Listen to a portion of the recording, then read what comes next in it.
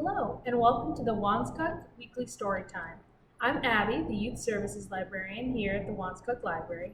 Today we'll be reading The Birwatchers by Simon James, followed by a craft.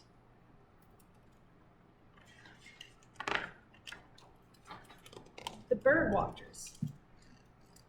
The Birwatchers by Simon James.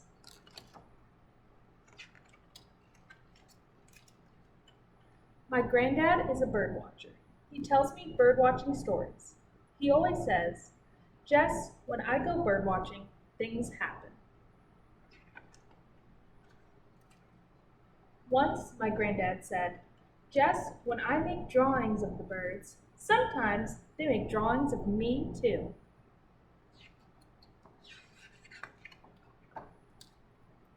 My granddad said, "Jess, sometimes the birds help me when I can't find their names in my bird book." And my granddad said, "Jess, I get all the birds together one morning to record something called the Dawn Chorus just for you."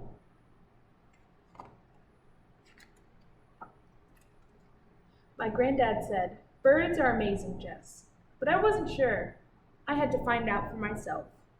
So one day, I decided to go birdwatching with him. When we got there, I couldn't believe it.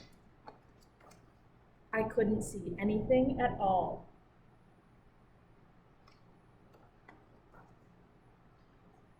Granddad showed me how to use his binoculars.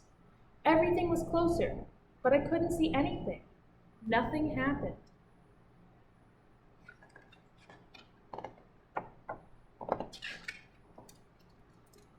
Then Granddad took me to the birdwatching hut. Granddad opened the hatch and we looked out. It was amazing.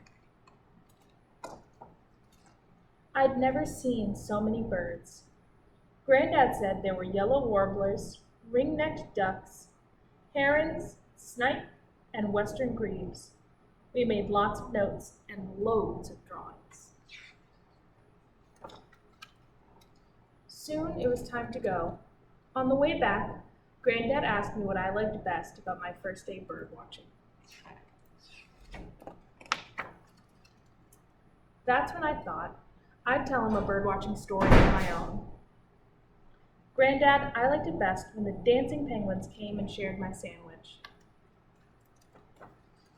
"Dancing penguins, Jess?" said Granddad. I must have been looking the other way.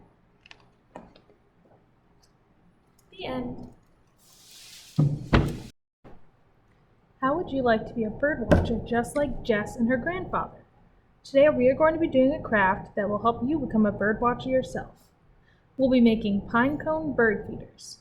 All you'll need for the craft is one pine cone, one long piece of twine or string, usually about 1.5 feet to 2 feet, some bird food, a popsicle stick or a butter knife, a paper plate or any plate you don't mind getting messy, and something to stick the bird food to. I'll be using vegetable shortening, but other substitutes include peanut butter, Crisco, or any other substance that will allow your bird food to stick to your pine cone. Whatever you use, make sure it's also safe for birds to eat. If you have trouble getting these supplies, you can also come in and grab our pre-made craft kits that will have all the supplies you'll need inside to make a pine cone bird feeder. First, I'm going to tie my string around the top of the pine cone.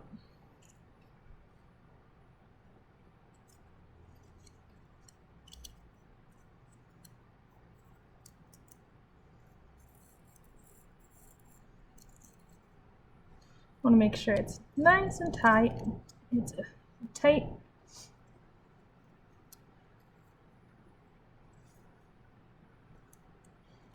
You can also double knot it to make sure it's really on there tight. If you have trouble doing knots yourself, you can always ask a grown-up for help.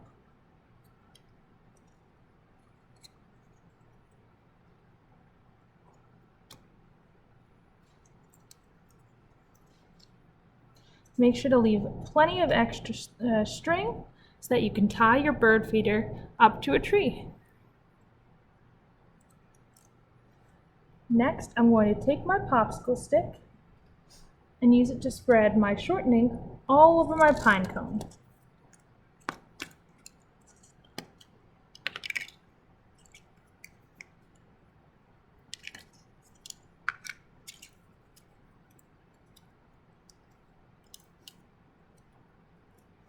We want to make sure we get it on all of our sides.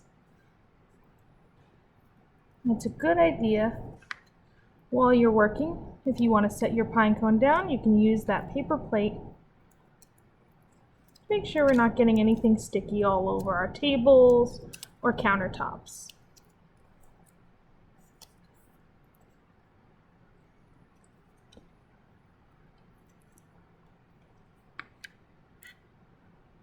We're going to try to fill in all those gaps.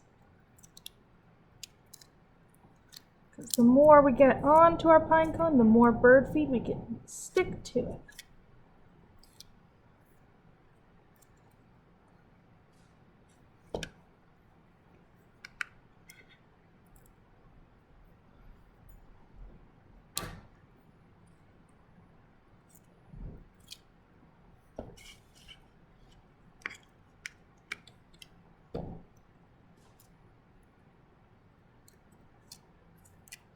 Once our pine cone is nice and covered, we're going to take our bird food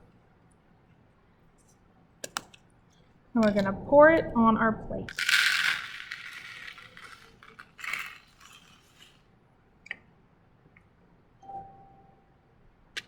From here, all we need to do is take our pine cone.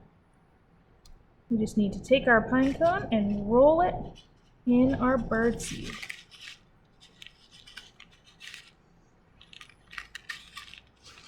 If you have a little extra, that is totally fine. A good use for your extra bird seed is to toss it on the ground underneath your bird feeder, since there are some birds that only eat bird seed from the ground.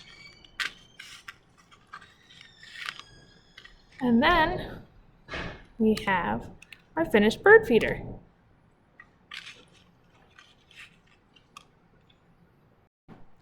Thank you for joining me for this week's Storytime and Craft.